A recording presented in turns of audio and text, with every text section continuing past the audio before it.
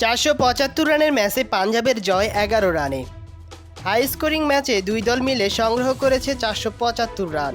এমন high scoring ম্যাচে গুজরাটের বিপক্ষে পাঞ্জাব কিংসের মাত্র 11 রানের জয়ে এবারের আইপিএল যাত্রা শুরু করেছে। গুজরাট টাইটান্সের বিপক্ষে প্রীতি চিন্তার দল টস হেরে ব্যাট করতে নেমে সংগ্রহ করে 5 উইকেট হারিয়ে 243 রান। জবাব দিতে নেমে গুজরাটেও কম যায়নি। 5 উইকেট হারিয়ে তাদের থামতে হয় 232 রানে। পাঞ্জাব কিংসের হয়ে অধিনায়ক শ্রেয়াস আয়ার অপরাজিত থেকে 3 রানের জন্য সেঞ্চুরি মিস করেছেন। 97 রানে অপরাজিত থাকেন তিনি।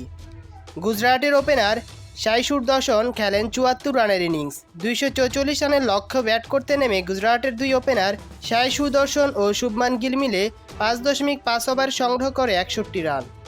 তখনই বোঝা যায় গুজরাটও কম যাবে না। 43 বলে 33 রান করে আউট হন শুভমান গিল। এরপর সুদর্শন ও জস বাটলার মিলে গড়েন 84 রানের জুটি। 33 বলে 54 রান করে বাটলার।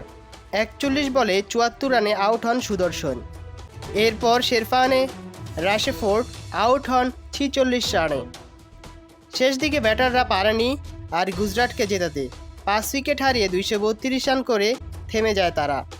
এর আগে টসে ব্যাট করতে নেমে শুরুতেই পোপশিরাম সিংকে হারিয়ে কিছুটা বিপদে পড়ে পাঞ্জাব কিংস।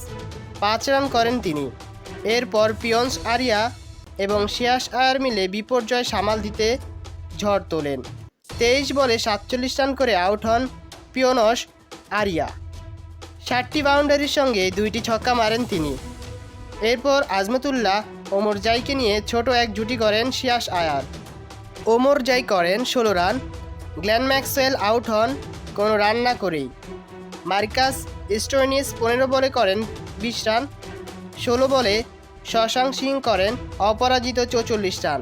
42 বলে 97 রান অপরাজিত থাকেন অধিনায়ক শ্রেয়াস আয়ার।